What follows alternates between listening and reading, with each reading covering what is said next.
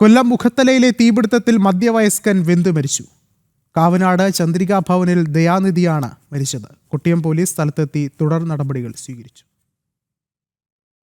മുഖത്തല അൻസാരിമുക്കിൽ ഉച്ചയ്ക്ക് 12 മണിയോടെയായിരുന്നു സംഭവം. കാവനാട് സ്വദേശിയായ ദയാനിധിക്ക് ഇവിടെ ഒരു വീട് കൂടെയുണ്ട്. വീടും പരിസരവും വൃത്തിയാക്കുന്നതിനിടെ പുല്ലിന് തീയിട്ടതാണ്. കാറ്റടിച്ചതോടെ തീ നിയന്ത്രണം വിട്ട് പടർന്നു. സമീപത്തെ പറമ്പിലേക്ക് തീ പടർന്നതോടെ വെള്ളം ശേഖരിച്ച് തീ അണയ്ക്കാൻ ശ്രമിച്ചിരുന്നു. തീ നിയന്ത്രണ വിധേയമാക്കാൻ കഴിയാതിരുന്നതോടെ ഫയർഫോഴ്സിനെ ദയാനിധി ഫോണിലൂടെ വിവരമറിയിച്ചു. എന്നാൽ പിന്നീട് തീയിൽപ്പെട്ട് ദയാനിധി മരിച്ചു കിടക്കുന്നതാണ് സമീപവാസികൾ കണ്ടത്. പുള്ളിയുടെ വീട് കാവനാടായാലും പുള്ളി ഇവിടെ ഒരു വീട് റെൻറ്റിന് കൊടുത്തിട്ടുണ്ട്. അപ്പോൾ പുള്ളിയുടെ പുരയിടം വൃത്തിയാക്കാൻ വേണ്ടി അയാൾ വന്നതാണ്. അങ്ങനെ തീ പിടിച്ചഴിക്ക് തീ മറ്റു പുരയിടത്തിലേക്ക് കയറി പിടിക്കുന്നത് കണ്ടപ്പോൾ അത് അണയ്ക്കാൻ വേണ്ടി ഒരു കന്നാസ് വഴി വന്ന വഴിക്ക് കന്നാസിൽ വെള്ളം തികഞ്ഞില്ല, തീ കൂടിപ്പാടുന്ന അങ്ങനെ മറിഞ്ഞടിച്ച് വീണ് മരണപ്പെട്ടിരിക്കുക. പുള്ളിയുടെ പുരയിടം പുള്ളി വൃത്തിയാക്കാൻ വേണ്ടി തീയിട്ടാണ്. അങ്ങനെ ഒരു 17 സെൻറ്റ് ഉണ്ടായിരുന്നുള്ള തീ കാറ്റടിച്ചപ്പോൾ കയറി ഇങ്ങ് വന്നത്. അവിടെ അടുത്ത ആളുണ്ടായിരുന്നില്ല. പിന്നെ കാട് ഇത് കത്തി പിടിക്കാമെന്ന് എല്ലാവരും വിചാരിച്ചു.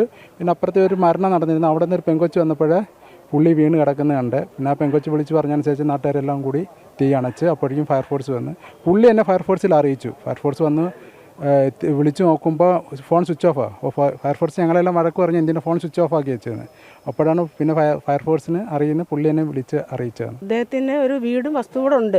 ആ വസ്തുവിനകത്ത് വന്ന് വസ്തു വൃത്തിയാക്കാൻ വന്നതാണ്. വൃത്തിയാക്കുന്നതിനിടെ കത്തിയപ്പോൾ അയലത്തെ പുരയിടത്തിലൂടെ തീ പടർന്നപ്പം പുള്ളി ഭയന്ന് കാണും. പുള്ളി ഇവിടെ വല്ലപ്പോഴും വന്ന് ആ പുള്ളിയുടെ പുരയിടമാണ് ആദ്യം വൃത്തിയാക്കിയത്. വൃത്തിയാക്കുന്ന കൂട്ടത്തിലാണ് തീ പടർന്നപ്പോൾ പുള്ളി തന്നെ വെള്ളം കന്നാസിനകത്ത് എടുത്തുകൊണ്ട് വന്നു.